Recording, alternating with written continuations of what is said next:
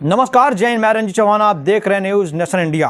अतीक अहमद को उम्र कैद सजा मिल गई, लेकिन उसके भाई अशरफ को बाइज्जत बरी कर दिया गया। आज अतीक अहमद की जो हालत हुई है, उसका जिम्मेदार अगर कोई है तो उसका भाई अशरफ है। जहां सब अशरफ के प्यार में, अशरफ के दुलार में अतीक अहमद ने अपने आप को फना कर दिया, अपने आप को तबाह कर दिया। वरना एक वक्त ऐसा भी था जब अतीक अहमद को छूने की हिम्मत पूरे देश में कोई नहीं कर सकता था। बड़े बड़े पुलिस अफसर अतीक अहमद के यहाँ परेड करते थे, बड़ी बड़ी सरकारें आई और चली गई, लेकिन अतीक अहमद के गिरेबान पर किसी ने छूने की हिम्मत नहीं की। लेकिन एक बड़ी गलती और अतीक अहमद का पूरा कैरियर तबाह। जहां साहब अतीक अहमद की वो गलती थी अपने भाई अशरफ को जी जान से ज़्यादा प्यार करना, जान से ज़्यादा उसे चाहना, और यही गलती अतीक अहमद को भारी पड़ गई। चलिए हम आपको दिखाते हैं कि अतीक अहमद ने कौन सी बड़ी गलती की जिसकी वजह से अतीक अहमद की ज़िंदगी सत्यानाश हुई। देखिए हमारी खास रिपोर्ट। भाई अशरफ के दुलार में माफिया अतीक अहमद का अरबों का आर्थिक साम्राज्य और वर्षों का आतंक ताश के पत्तों की तरह ढह गया। साथ ही उसका पूरा कुनबा बिखर गया। अतीक की छोड़ी विधायकी की सीट पर अशरफ लड़ा, लेकिन बसपा प्रत्याशी राजूपाल से वह हार गया। अशरफ हारने के बाद अतीक के कंधे पर सिर रखकर फूट फूट कर रोया था। अतीक ने उसके सिर पर हाथ फेरते हुए कहा था, तुम्हें विधायक बनाकर रहूंगा। इसी के बाद राजूपाल की हत्या करा दी गई। अतीक अहमद और राजूपाल के बीच 2004 से पहले कोई दुश्मनी नहीं थी। 2004 में सपा ने अतीक को फूलपुर लोकसभा सीट से टिकट भी दिया था, तो वह भारी मतों से जीत भी गया। शहर पश्चिम विधानसभा सीट से उसने इस्तीफा भी दे दिया। अशरफ चुनाव लड़ने की जिद कर बैठा। भाई की जिद पर अतीक ने टिकट का प्रयास किया तो पार्टी ने उसे पत्नी शाइस्ता को चुनाव लड़ाने की सलाह दे दी, लेकिन अतीक नहीं माना। उधर बसपा ने राजूपाल को चुनाव मैदान में उतार दिया। अधिकांश लोग अशरफ की जीत की भविष्यवाणी कर रहे थे। शहर पश्चिम अतीक की सीट मानी जाती थी।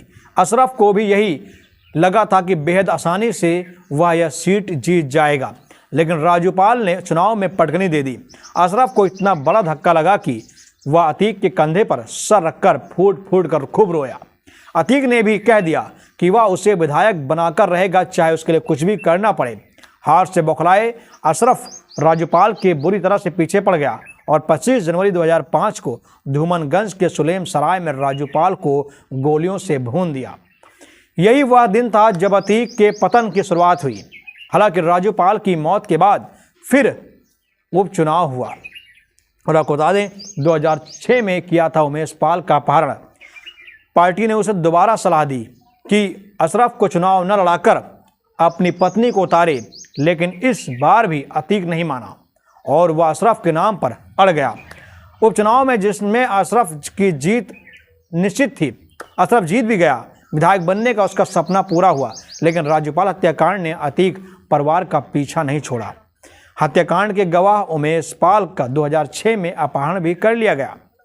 2006 में एक बार फिर से उमेश पाल का अपहरण हुआ था। 2007 में जब मायावती की सरकार बनी तो अतीक और उसके गुर्गों के खिलाफ कार्रवाई शुरू हो गई। पुराने केस फिर से खुल गए। उमेश ने भी 5 जुलाई 2007 को अतीक अहमद समेत 11 के खिलाफ अपहरण का मुकदमा दर्ज कर लिया। पहले अतीक फिर अशरफ को जेल भेज दिया गया। बाद में राजूपाल हत्याकांड की जांच सीबीआई के पास चली गई, लेकिन उमेश अपने अपहरण की प्रभावी पैरवी करता रहा। 24 फरवरी 2023 को अतीक के बेटे असद तथा अन्य शूटरों ने उमेश की भी हत्या कर दी। मंगलवार को अतीक अहमद को जब पहली बार आजीवन कारावास की सजा सुनाई गई तो उसके चेहरे पर डर का माहौल था। कोर्ट के बाहर अतीक के समर्थकों ने कहा कि भाई अशरफ के दुलार में उसने ऐसा निर्णय लिया, पूरा परिवार तहस नहस हो गया। एक छोटी सी गलती ने अतीक अहमद को ताश के पत्तों की तरह ढहा दिया। आज 2 बेटे जेल में हैं, 2 बाल सुधार गृह में, एक पर 5 लाख का इनाम भी घोषित हो गया है। पत्नी शाइस्ता के अलावा 5 बेटे और भाई अशरफ पर भी 5-5 लाख का इनाम घोषित है। अशरफ की पत्नी जैनब अपनी पत्नी के साथ मायके में रहती है। अतीक का बड़ा बेटा उमर लखनऊ जेल में है, उससे छोटा अली नैनी जेल में बंद है। असद उमेश पाल हत्याकांड में 5 लाख का इनामी है। दोनों छोटे बेटे बाल सुधार गृह में हैं। पत्नी शाइस्ता भी उमेश पाल हत्याकांड में 25,000 की इनामी है। तो पूरा परिवार आज खत्म हो गया है, खात्मे की कगार पर पूरा परिवार पहुंच गया है। उसका जिम्मेदार कोई है तो सिर्फ और सिर्फ अशरफ का दुलार, अशरफ का प्यार। मेरा आप लोगों से निवेदन है कि चैनल पर नए, चैनल सब्सक्राइब कर लें। बहुत बहुत धन्यवाद।